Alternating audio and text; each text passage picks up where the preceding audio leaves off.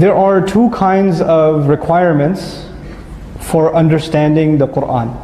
There are two kinds of requirements. I would even say understanding. Let's just say benefiting from the Quran. There are two kinds of requirements. The first kind of requirements, you can call them academic.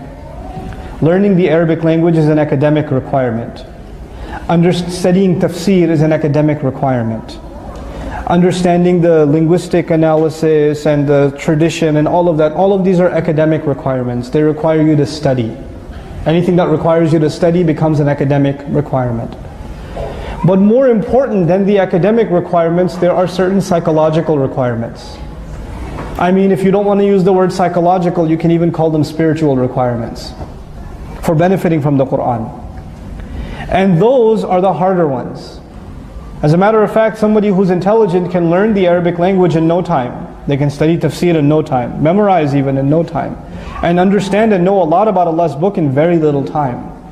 But the psychological requirements, the attitude requirements, in really benefiting from the Quran, they are a lifelong struggle. They are something that you can meet at one point in your life and lose at a later point in your life. They are not something you get to keep. They are something you have to fight to maintain. And you have to, more than anything else, you have to fight yourself. I have to fight myself to maintain those requirements. I can tell you that 10 years ago I knew a lot less about the Quran. As the days and the months and the years went by, I knew more and more and more about the Quran.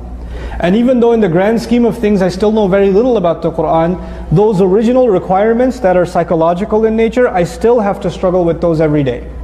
I have to struggle with those. It's not like I graduated and I met those requirements. Like, you know, you take prerequisites in college, you meet the prerequisite and that's it. You don't have to go back to it anymore. It's not the case with Quran. These requirements, they're of a different nature. And the first of those requirements is understanding and reminding oneself every single time, why am I learning this? Why am I reading tafsir?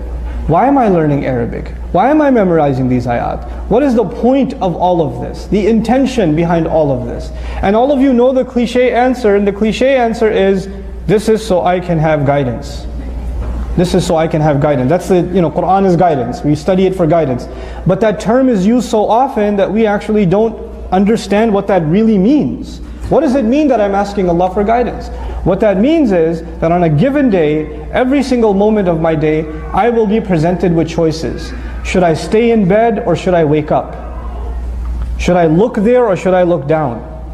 Should I talk back or should I stay quiet? Should I earn my money this way or should I find another job? Should I pursue this or should I leave those friends?